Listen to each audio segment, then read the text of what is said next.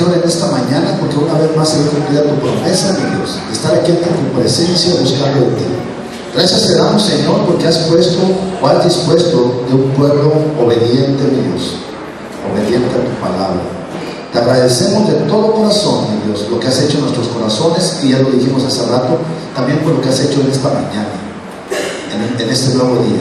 Dispón, Señor, nuestros corazones para que sea sembrada esa palabra y dé fruto al 1, al 30 y al 100 por uno. Lo creemos y lo decretamos en el nombre de Jesús.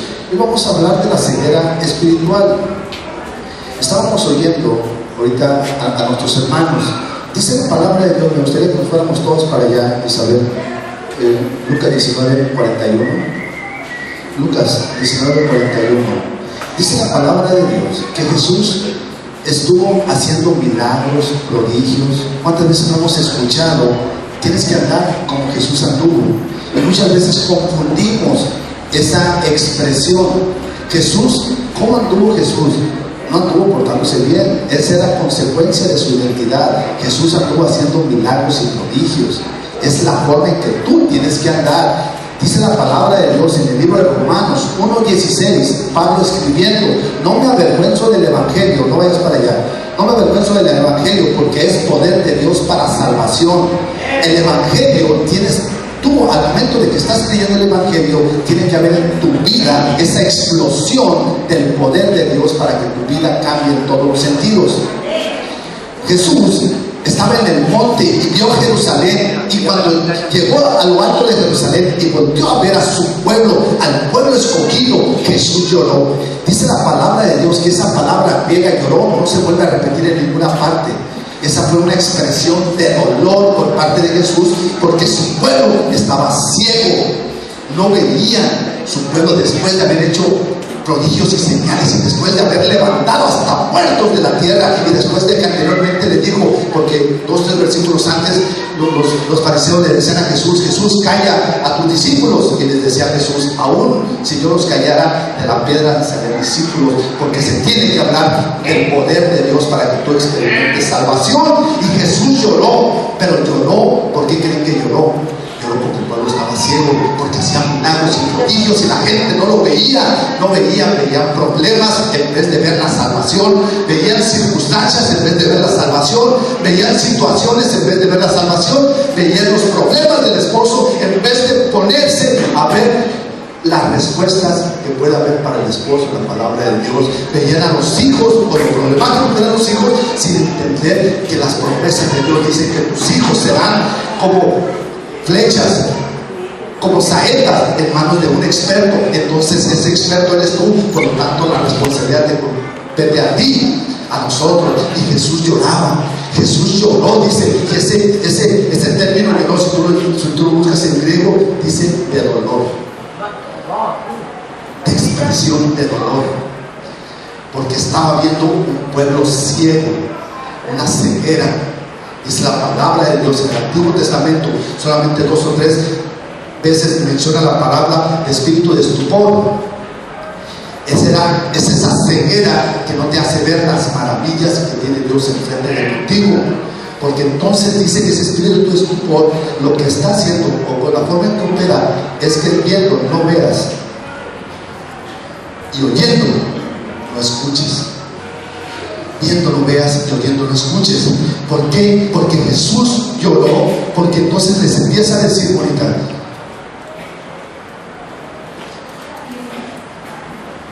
y entrando en el templo, comenzó a echar fuera a todos los que vendían. 19:41. Y cuando llegó cerca de la ciudad Alberna, lloró sobre ella. Y lloró sobre ella, que no lo hemos explicado, pero dice el 42, diciendo: oh, si también tú conocieses a lo menos en este día lo que es para tu paz. Otra vez, era el día perfecto del avivamiento, era el día correcto en el que estaba la salvación. Dice la palabra de Dios, entiéndelo, Jesús nunca vino a prometerte un lugar en el cielo, vino a traer el cielo a la tierra, para que tú empieces a experimentar aquí en la tierra. Hay gente que se enoja porque hablamos de prosperidad, entiéndelo así. Paz viene del griego eirene, que significa prosperidad. Significa prosperidad, en griego significa prosperidad. se escribe en hebreo, significa, o se escribe como shalom. ¿Qué puede experimentar alguien para tener paz? Que todas sus áreas estén cubiertas, incluyendo la económica, la espiritual, la de su familia. Eso vino a través de Jesús. Mi paz os dejo, mi prosperidad se las estoy dando. Paz significa prosperidad, no hay vuelta de hoja. Bueno, ahorita no, Jimmy Strong les dijo, hoy es el día, aquí está la salvación. Tenían enfrente la salvación, y cuántas veces hemos visto tantos milagros en nuestras vidas y todavía seguimos preocupados por circunstancias. Y no te culpo, hace 2 semanas yo experimenté lo mismo. Imagínate que hace 2 semanas, entre semana, me hablaron y me dijeron, tienes un cáncer y tienes de 24 a una semana de vida. Así me lo dijeron. No me hablaban de enfermedad, pero más sin embargo yo tomé rodillas y empecé a darme golpes de pecho. Pero gracias a Dios que tengo una esposa, una amada, que en vez de verme derrotado me levantó. No, estamos aquí porque Dios nos prometió cosas, me empezó a decir. Dios me prometió que nos iba a levantar y nos iba a llevar a lugares grandes. Y empecé yo con todo hermosa, aún así casi me decían, cállate, no estás viendo la situación. Y nos volvían a hablar, nos volvían a decir exactamente lo mismo.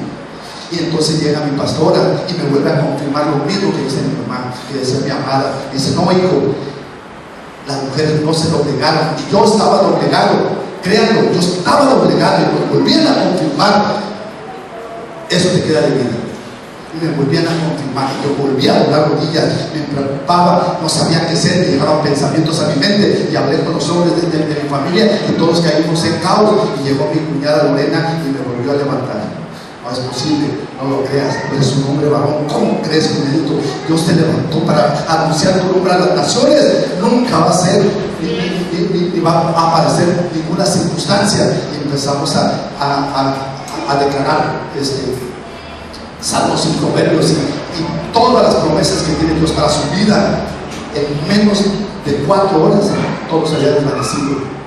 Todo, después de que nos habían dicho y nos habían confirmado, y nos volvieron a confirmar, y yo había doblado rodillas, pero de repente las mujeres nos levantaron, y aquí estamos predicando las naciones.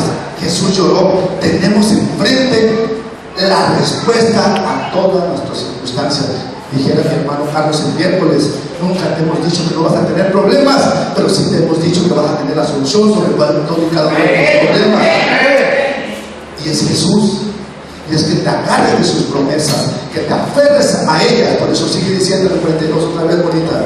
Y diciendo, oh, si también tú conocieses, a lo menos en este tu día, lo que es para tu paz, mas ahora está encubierto de tus ojos, porque vendrán días sobre ti, cuando tus enemigos te rodearán con vallado y te sitiarán, y por todas partes te estrecharán, y te derribarán a tierra y a tus hijos dentro de ti, y no dejarán en ti piedra sobre piedra, por cuanto no conociste el tiempo de tu visitación. Pero en vez de ver las promesas de Dios, nos gusta ver las circunstancias o las situaciones, y no te culpo. Estamos acostumbrados en este cuerpo material a ver circunstancias y situaciones, pero en espiritual es ver más allá de lo que tú puedes ver, y eso es quitarte ese espíritu de estupor o esa ceguera espiritual. Dice la palabra en 2 Corintios 3:14.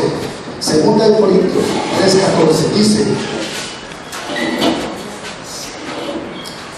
sabiendo que el que resucitó al Señor Jesús, a nosotros también nos resucitó con Jesús y nos presentará juntamente con vosotros.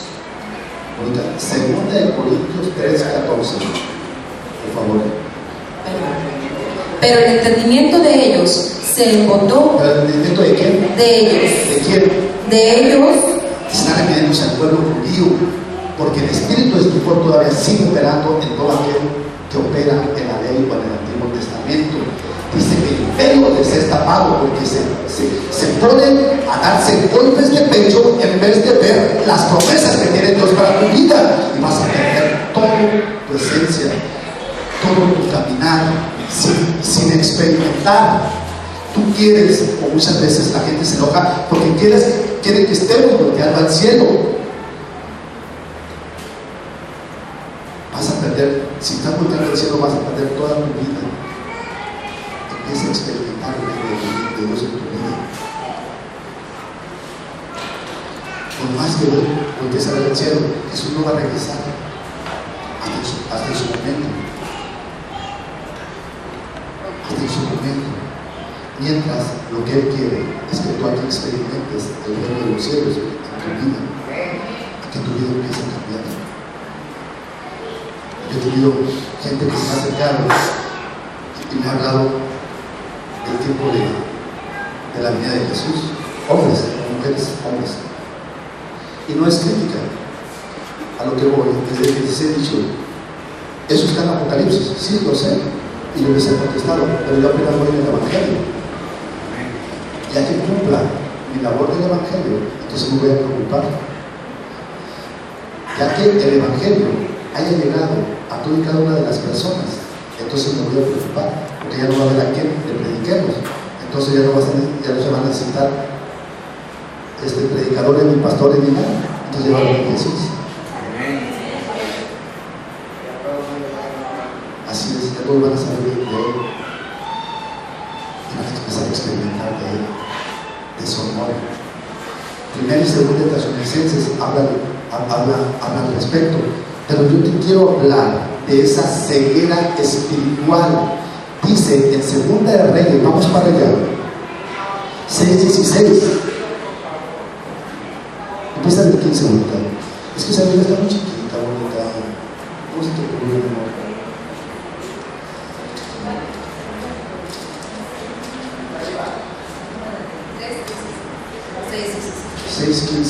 Y dice: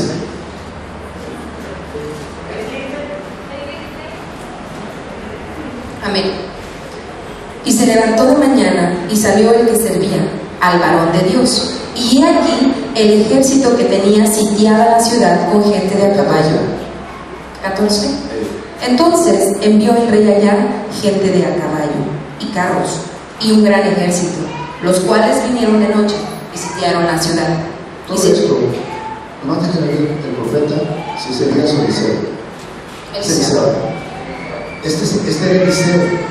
Eliseo le había dicho al rey judío cómo este pueblo lo quería derrotar, pero Eliseo, el Espíritu de Dios le informaba cuál era la estrategia del otro ejército. Y cuando el otro ejército quería atacar al pueblo judío, pues el pueblo judío ya sabía la forma en que iban a atacar y nada más se movían de lado. Se da cuenta este rey, enemigo del pueblo judío, y manda a asesinar a Eliseo. Y se da cuenta dónde se encuentra y en qué aldea se encuentra. Y cuando llega a esa aldea, la rodea y la sitea. Está sitiada esa aldea. Y es cuando empieza a leer la llamada del 15. Y se levantó de mañana y salió el que servía al varón de Dios. ¿Sabes quién? El que servía. Imagínense que se levantó el sirviente. Ahorita de repente hemos de meditar mucho la profesión del sirviente, pero en aquel tiempo era el mayordomo, el sirviente era de clase. Y se levantó, no crean que se levantó bostezando, pero más sin embargo se levanta. Imagínense que tú te levantas y ves de repente a 5,000 enfrente de ti que te quieren matar. ¿No has visto caricaturas o películas? El sirviente se levanta y ves 5,000 gentes que te quieren asesinar. Por eso sigue diciendo, soy eco, sigue diciendo.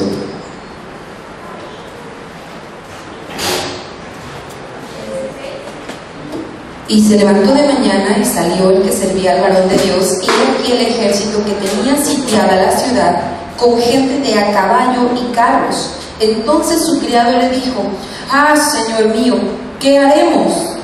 Él le dijo: no tengas miedo, porque más son los que están con nosotros que los que están con ellos.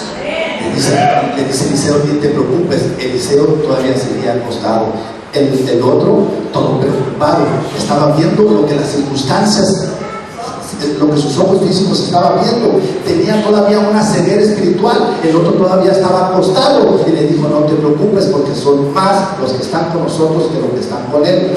Pon un dedito, 1 Juan 4:4, bonita. Y tú, véteme a Génesis 3:9. Génesis 3:9, dos versículos al mismo tiempo. Isabel, 1 Juan 4:4. Dice la palabra, le dijo él: no te preocupes. ¿Cómo no se iba a preocupar? Había 5,000 enfrente de con él, y con él era Eliseo, y ¿quién más? Y el mayordomo.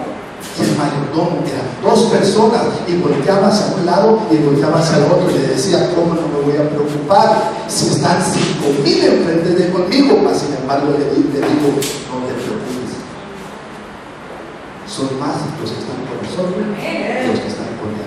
Por eso la palabra de Dios te dice, 1 Juan 4:4, hijitos, vosotros sois de Dios y los habéis vencido, porque el que en vosotros está es mayor que el que está en el mundo. ¿El mayor? El que está en ti, el que está en el mundo. No, es la presencia de Dios en tu vida lo que te tiene que guiar. No es tus sentidos. Hoy sentí, mañana no sentí, porque los sentimientos pueden ser que tu azúcar esté elevada o esté baja, entonces puede ser que no estés sintiendo. Puede ser que de repente amaneciste con una pesadilla, y puede ser que no estés sintiendo. Tú no te tienes que mover en sentidos, por eso no nos acostumbramos a sentidos. Nos acostumbramos al poder de Dios adentro de ustedes, a que empiecen a experimentar el poder de Dios para que no se vayan en sentidos. Hoy sentí, y luego empiezan a ser técnicos de fútbol. Es que la presencia de Dios no está. Sientas o no sientas, la presencia de Dios está en ti, porque dice la palabra de Dios: y te dio el Espíritu Santo como las arras, o sea, la garantía previamente pagada de tu salvación. No te preocupes ya por la vida eterna. Dice: toma o echa mano de esa vida eterna. Preocúpate por las circunstancias aquí. La vida eterna ya está garantizada. Ese ya está garantizado. Ya no te preocupes. Ocúpate en solucionar problemas aquí. Es usando la palabra de Dios. Dijera Carlitos: ¿cuál te dije bonita? Y luego dice en Génesis 3:9, te dije, y dice la palabra de Dios: mas Jehová Dios llamó al hombre y le dijo: ¿dónde estás tú? Jehová Dios le dijo al hombre: ¿dónde estás tú? Si ustedes ven el 1:26 y 27, dice que Dios hizo al hombre y a la mujer. Está hablando del género, no los separó. Está hablando que el hombre y la mujer eran un solo ser. Dice: a imagen y semejanza de Dios. Y de repente les dijo: si comes del árbol, ciertamente vas a morir. Y cuando ellos experimentaron esa ceguera espiritual, porque murieron espiritualmente, entonces Dios les dijo lo mismo que les dijo Jesús: disfrútelo. Clamó Dios y les dijo: ¿dónde estás tú? ¿Dónde está lo que me formé? ¿Dónde está lo que yo creé? ¿Dónde está la desobediencia? ¿Por qué no creyeron en mí? En el único que les podía dar todas las respuestas a sus circunstancias. Pero ellos quisieron ser lo que ya eran. Tú ya no tienes que buscar ser santo, tú ya lo eres. Mejor desarrolla tu santidad. Desarrolla tu santidad. Ya no manches esa santidad. Ya eres santo, ya no la busques. Dice la palabra de Dios en Efesios 4:25: y vístete del nuevo hombre creado según Dios en la verdad y en la santidad. El nuevo hombre ya es santo. Desarróllate siendo santo. Ya desarróllate para que empieces a experimentar lo que Dios quiere para tu vida. Amén. ¿No te había dicho? 3:9. Ya lo leíste, ¿verdad? Vamos a ir al libro de Lucas. Vamos para allá.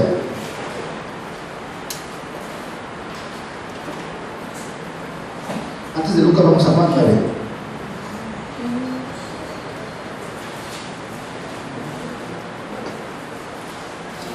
Juan 9.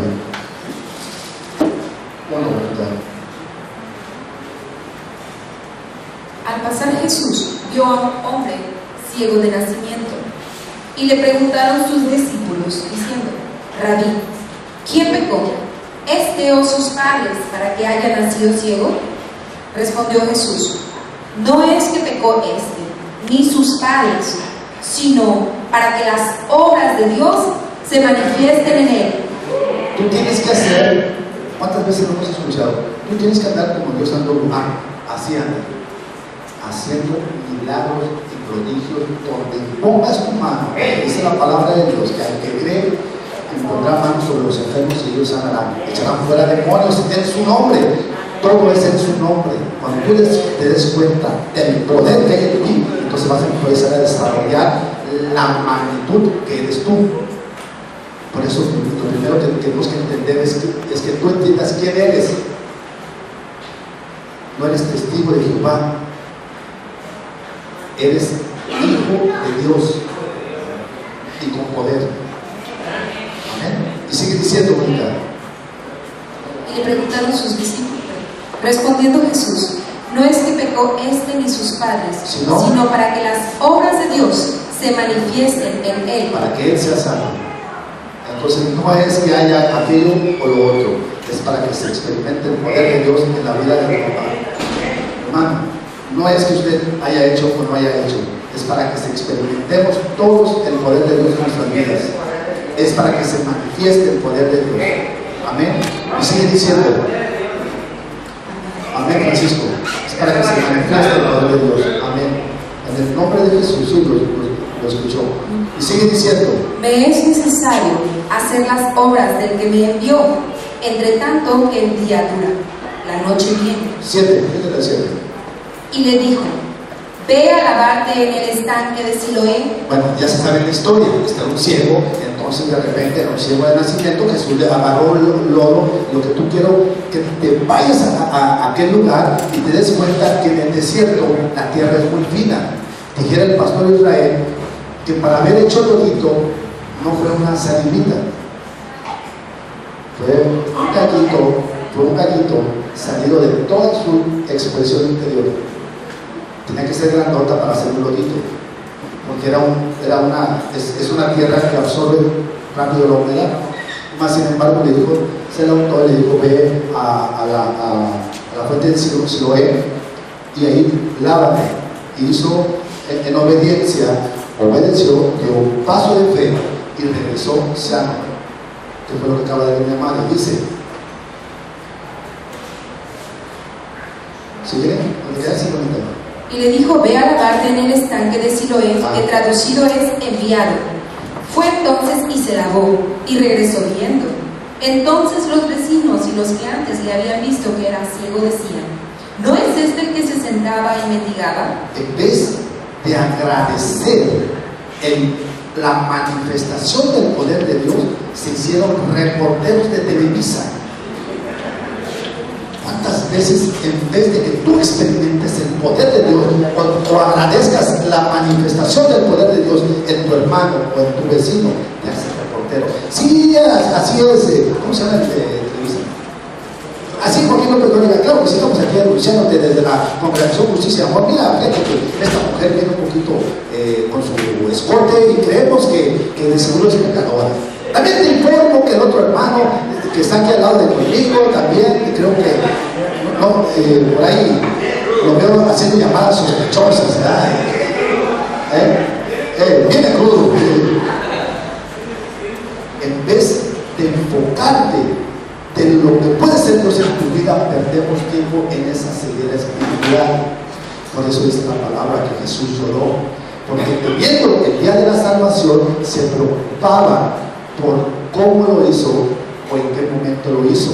La mente humana no está capacitada para percibir las cosas del cielo, porque la mente humana 2 más 2 son 4, pero para la mente espiritual 2 más 2 es 1.000.000. La mente humana le dice: estás enfermo, vas a morir. Y la mente espiritual le dice: yo soy sano por la de Jesucristo. ¿Cómo va a suceder eso? No lo sé, pero se llaman milagros. No hay una respuesta científica. No hay. El Espíritu Santo se va a mover y te va a sanar como Él quiera, en el momento que Él quiera, a la hora que Él quiera. No se trata de echar salinita, porque el otro día le eché salinita y ya nomás lo manché y hasta me murió el tipo. No pasó nada. Se trata de que tú operes como el Espíritu Santo ponga en tu corazón operar. De eso se trata, no de una regla o de un modelo. Amén. Por eso sigue diciendo, fíjate al 17. Y entonces volvieron a decirle al ciego: ¿qué dices tú de que te abrió los ojos? Pues luego los fariseos, chismeando, no creyendo, fueron a investigar a la mamá, fueron a investigar al papá, porque no querían aceptar que Dios lo había sanado. Y de repente, te hacen 17, ahora aplícate al 27, y en vez de 27. Él les respondió: ya os lo he dicho y no habéis querido oír. ¿Por qué no queréis oír otra vez? Entonces, van con la mamá, van con el papá, y luego vuelven a regresar con el papá y la mamá, pues ellos son muy temerosos porque eran judíos, y ellos también eran judíos. Entonces dice, pues ya está grandecito. Ahí le pregunté a él, y ahí van otra vez con él. ¿Quién te sanó? Y les vuelve a decir lo mismo. Si ya te dije que Jesús sana por su poder. Por eso sigue diciendo ahorita. Ya os lo he dicho y no habéis querido oír. ¿Por qué lo queréis oír otra vez? ¿Queréis también vosotros hacer sus discípulos? No nada más, era un hombre que nunca había leído, por lo tanto no tenía conocimiento de la palabra. Y ahora no solo había sido sano de sus ojos físicos, sino también había sido instruido. Y ahora les revierte la pregunta: ¿quieren ustedes ser enseñados también por él? ¿Quieren también ser enseñados? Bueno, leer esa parte. No tiene sentido de él. ¿Queréis también vosotros haceros sus discípulos? Ser enseñados. Discípulos es aquel que es enseñado por un maestro. Y sigue diciendo. Y le injuriaron y dijeron: tú eres su discípulo, pero nosotros discípulos de Moisés somos. Nosotros sabemos que Dios ha hablado a Moisés, pero respecto a ese, no sabemos de dónde sea. Respondió el hombre y les dice: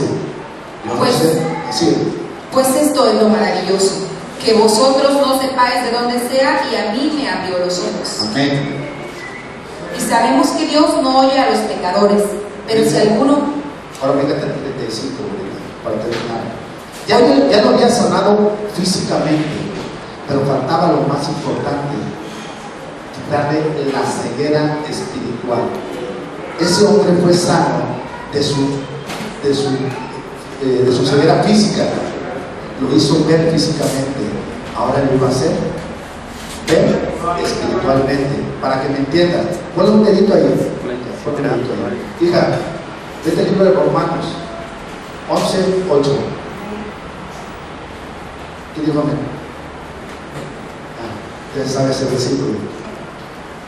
Y dice la palabra de Dios: como está escrito, Dios les dio espíritu de remordimiento, ojos con que no vean. En Reina Valera 60 se llama estupor. Es traducido como embotamiento. Como embotamiento. En griego es traducido como coses, con C, coses. Coses significa golpe. Por ejemplo, ustedes no lo han experimentado, pero yo sí. Coses, con C, coses. Significa, ¿qué preguntaron? Significa, es lo que voy a explicar, significa aturdimiento, embotamiento. Por ejemplo, en alguna ocasión yo iba en el carro manejando, todavía no conocía de Dios, y de repente venía mi amada a un lado, y de repente vi una muchacha. No, volteé un poquito por un lado, y mi mujer me regresó para el otro, con un golpe. Eso significa cosas. En ese momento vi blanco. Quedé aturdido. Es como aturdido. Cosas es como aturdido, botado, atontado. Pierdes todo el sentido. Eso es cuando todavía no te es revelada la palabra. Cuando tú te encuentras todavía con el pelo puesto. Por eso les leí hace rato en 2 Corintios 3:14. ellos se embotaron porque todavía leen a Moisés, pero el velo les es quitado cuando Jesucristo lo desea, o cuando leen a Jesucristo, se quita ese velo automáticamente. Entonces tú empiezas a ver las promesas de Dios y no empiezas a ver las circunstancias tuyas. Amén. Termina lo mismo ahorita. Acá, ¿lo terminaste? Como está escrito, Dios es Dios, espíritu del remordimiento, ojos con que no vean y oídos con que no oigan hasta el día de hoy. Según el Corintios 3:14, ¿cuál es? Léeme también ese, termino de leer, no lo leíste hace rato. Ya vamos a entrar al tema. Oídos con que no oigan hasta el día de hoy. Pero los sentidos de ellos se embotaron, porque hasta el día de hoy les queda el mismo velo no descubierto en la lección del Antiguo Testamento, el cual por Cristo es quitado. ¿Quién lo quita? Cristo. ¿Qué significa Cristo? La unción. Te está diciendo por el Espíritu Santo o por la manifestación del Espíritu Santo, que es la unción, se te es quitado. Cuando tú empiezas a experimentar el poder de Dios, no solamente porque lees el Nuevo Testamento, o no solamente porque te sabes muchos versículos como yo, o no solamente porque tienes muchos años en la palabra y conoces toda la palabra, o no porque tienes poquito y conoces poquito, sino porque ves que esas o las cosas que hay aquí son para mí, te sepas o no te sepas la palabra de Dios, te sepas o no te sepas muchos versículos, tengas muchos años o tengas poquito. No se trata de eso, se trata de que tomas la palabra de Dios para ti y la pones por obra. De eso se trata. Porque entonces te diré qué caso tienes que, como yo, te sepas muchos versículos, pero tu vida no ha experimentado cambios. Y en la primera, que sucedió hace 2 semanas, mis patitas se me doblaron. Entonces tuve que agarrar de la eternidad y experimenté el poder de Dios en mi vida.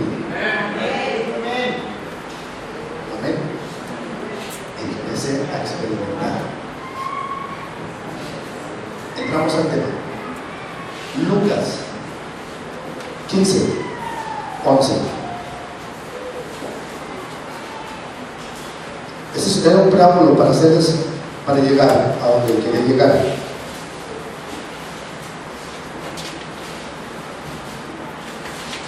Entramos al tema. Ya vamos a ver. Lucas 15, 11, bonita. También dijo, un hombre tenía 2 hijos. ¿Qué? Y el menor de ellos... ¿Qué dijo? ¿Qué dijo? Un hombre está hablando, o Jesús está diciendo la parábola más importante de todas, y está hablando a hijos, o sea, a los que ya recibieron a Jesús. No está hablando a los no creyentes, porque todos los que creen en Jesús y en su nombre les dio la potestad de ser hechos hijos de Dios, y ellos no son hechos por voluntad de hombre, sino son engendrados por Dios, así dice la palabra. Y engendrar significa transmitir la misma especie. O sea, Dios nos transmitió espiritualmente su misma especie. Espiritualmente tenemos el mismo ADN de Dios. Está hablando de hijos. Y quiero explicarte primeramente que en el Antiguo Testamento todo el hijo primogénito siempre tenía una herencia más o un lote más que todos los demás del primogénito. O sea, ahí nos va a empezar a explicar cómo el hijo menor pide su herencia, pero Dios les repartió a los 2. Quiere decir que si eran 2, lo dividió en 3 partes. 2 partes se la dio al mayor y una parte se la dio al menor. Y el menor, tanto el Giro como el Colorado estaban fuera o desubicados al principio. Pero ya después vamos a entender cuál es tu posición como hijo de Dios. No pasa nada, pastor. Se puede decir con razón de identificado. No voy a empezar que tengo aquí el recadito, dije, para que vean que no es. Es el acordeón, no voy a pensar que tengo acordeones.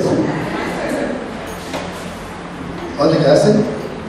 Y dijo, un hombre tenía dos hijos, y el menor de ellos dijo a su padre, Padre, dame la parte de los bienes que me corresponde.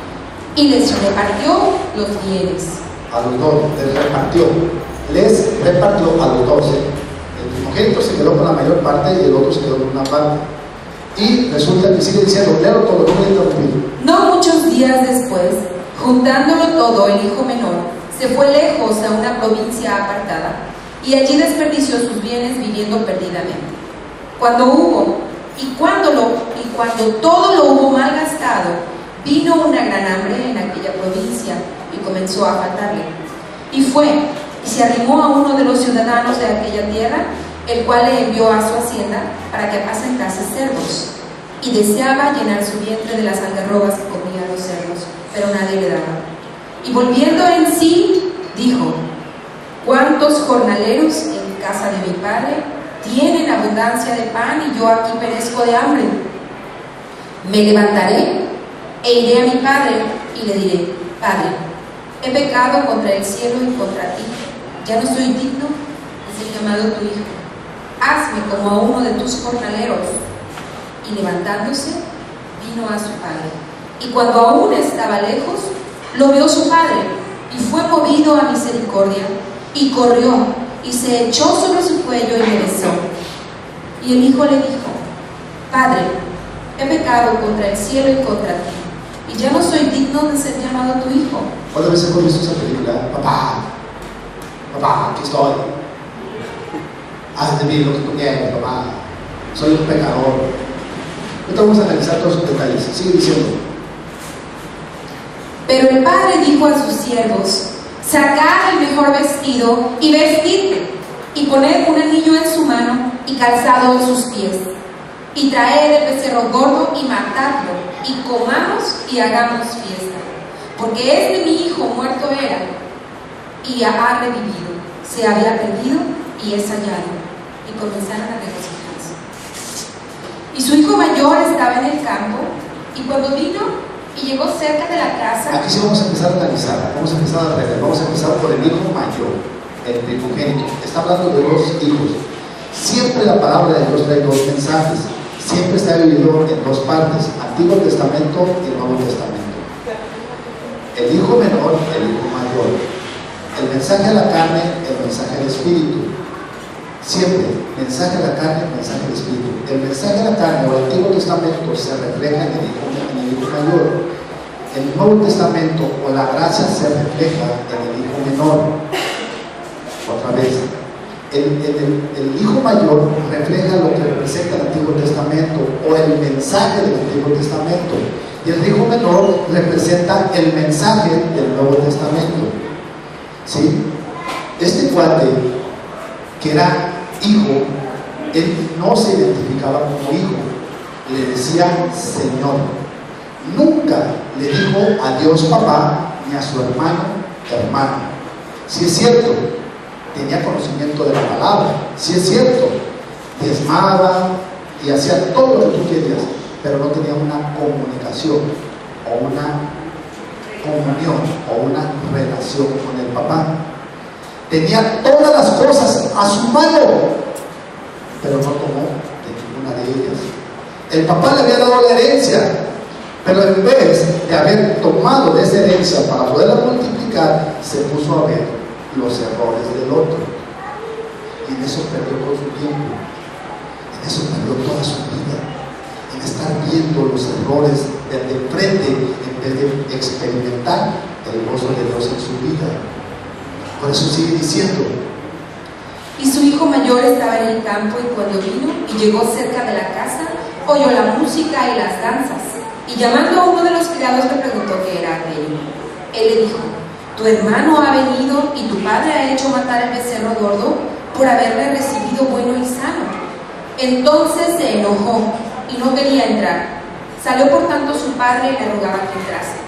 Mas él respondiendo dijo al padre: he aquí, tantos años te sirvo, no habiéndote desobedecido jamás, y nunca me has dado ni un cabrito para gozarme con mis amigos. Pero cuando vino este, tu hijo, que ha consumido tus bienes con rameras. Acababa de llegar el hijo, el menor, y él ya sabía toda la información del hijo menor. En vez de haberse movido en misericordia, se movió en lástima. Lástima es aquella compulsión o sentir, pero no te crea hacer algo por tu hermano. La misericordia es aquello que te crea hacer algo por tu hermano. Ella sabía toda la información, pero nunca tuvo misericordia. Por eso el mensaje que damos es un mensaje a tu corazón, un mensaje de amor, para que tú experimentes el poder de Dios en tu vida y te alegres cuando tu vecino o tu hermano experimente el poder de Dios en tu vida. Porque si no, te voy a llenar de conocimiento. 1 Corintios 8, ahorita, córrelo. Isabel, vamos Isabel, mejor. Aquí lo lees. 1 Corintios 8. Dale. Uno. Y por lo que hace a lo sacrificado a los ídolos, sabemos que todos tenemos ciencia. La ciencia hincha, mas la caridad edifica. Dice la palabra de Dios en Reina Valera: el conocimiento empanece, pero el amor edifica.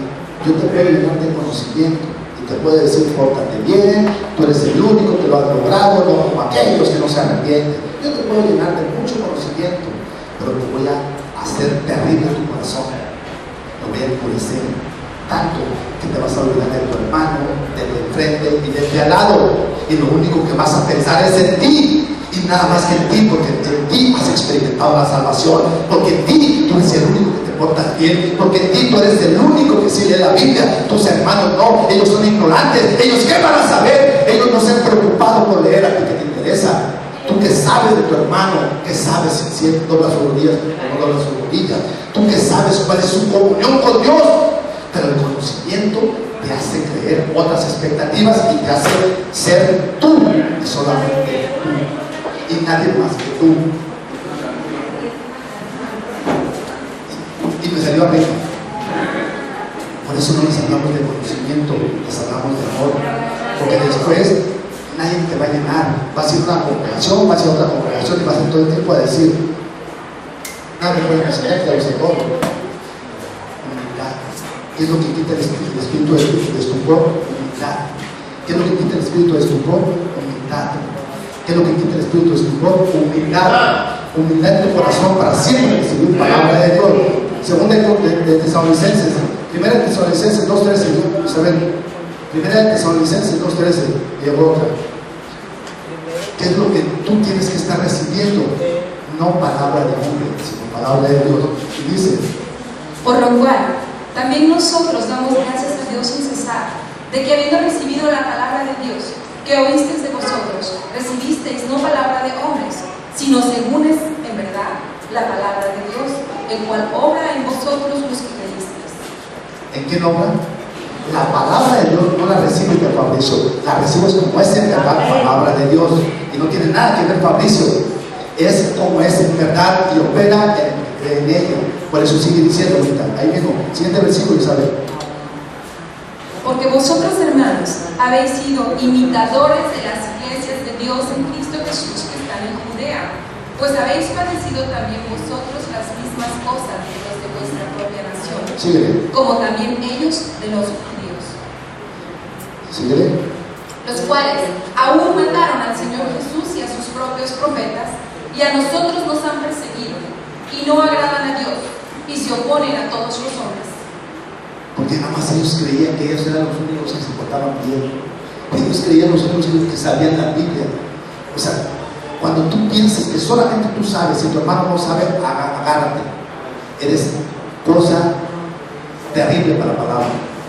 Cuando tú entiendas que tiene que haber humildad en tu corazón y que aún el que esté enfrente, sepa o no sepa, tú tienes reservas y misericordia, agárrate. Estás en el camino correcto. Estás en el camino correcto.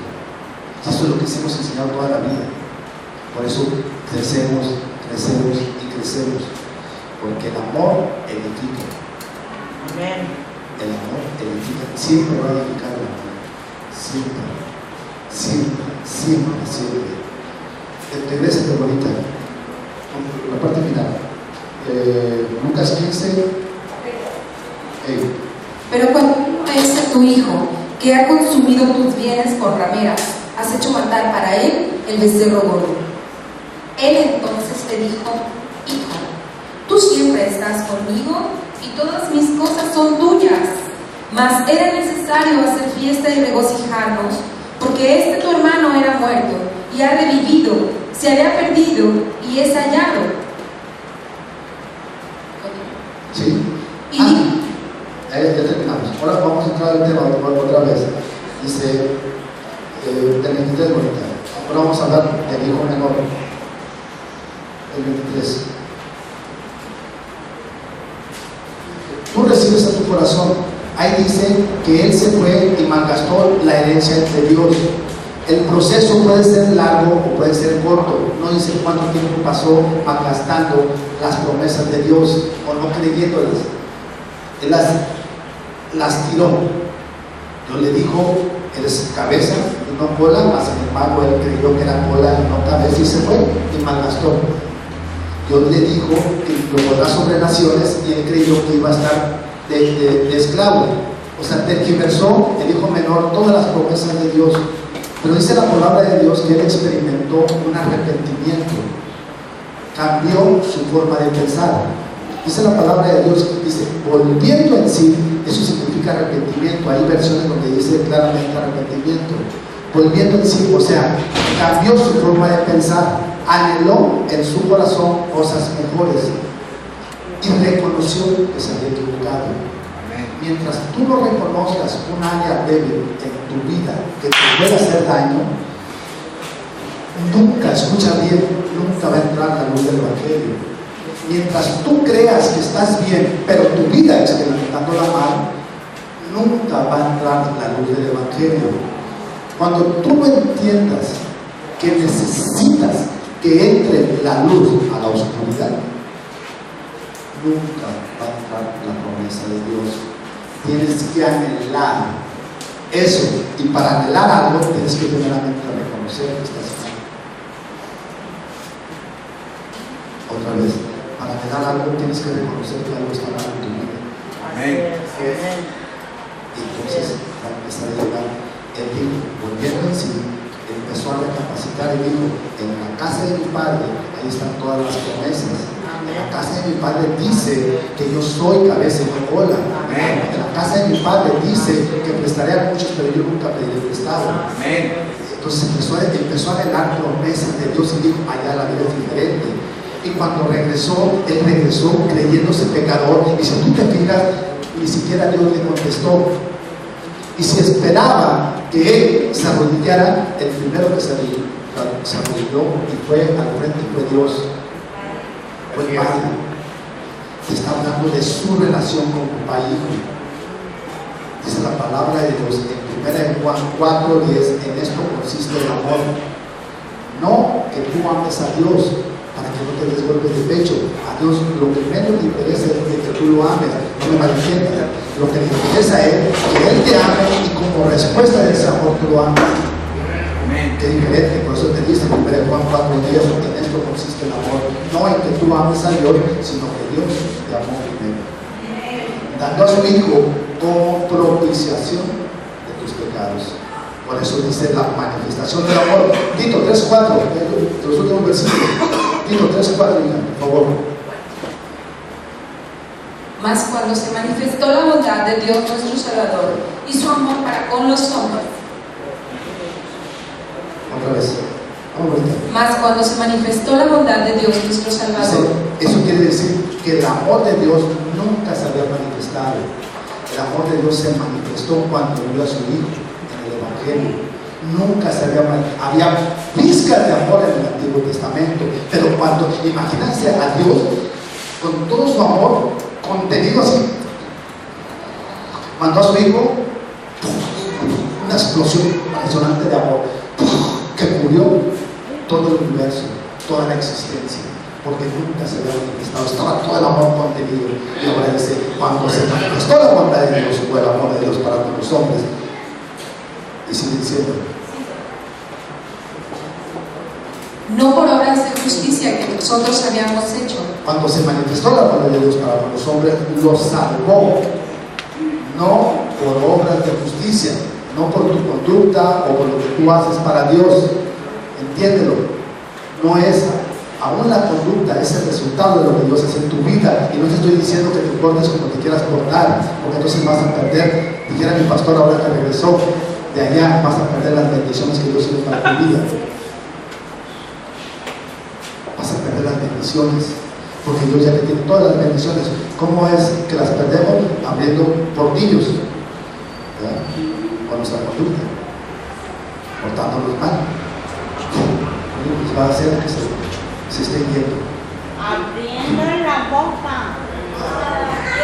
A eso también, y abriendo, haciéndote reportero de Televisa. ¿Verdad? Sí, ahorita tú le terminas. No por obras de justicia que nosotros habíamos hecho, mas por su misericordia nos salvó, por el lavacro de la regeneración y de la renovación del Espíritu. Por el lavamiento de la regeneración. Israel Rubalcaba viene en 2 semanas. Vamos a tener servicio o campaña viernes, sábado y domingo, y va a hablar de la regeneración. Viernes, sábado y domingo va a hablar de la regeneración.